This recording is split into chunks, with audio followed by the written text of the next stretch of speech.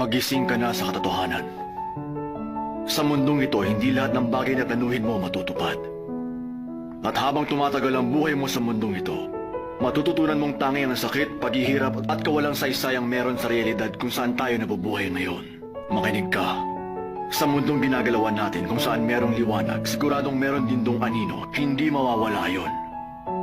Hanggat merong namumuong konsepto tungkol sa mga matagumpay na nilalang, siguradong meron din mga talunan. Ang makasariling paghahangad ng kapayapaan ang magbibigay daan sa mga digmaan.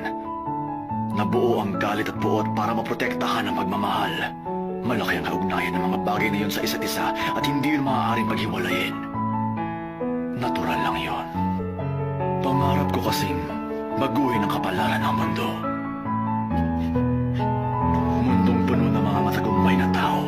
Mundong pinaghaharian ng kapayapaan. Mundong nababalot ng pagmamahal. Ganun ang tipo ng mundong gusto kong buuin.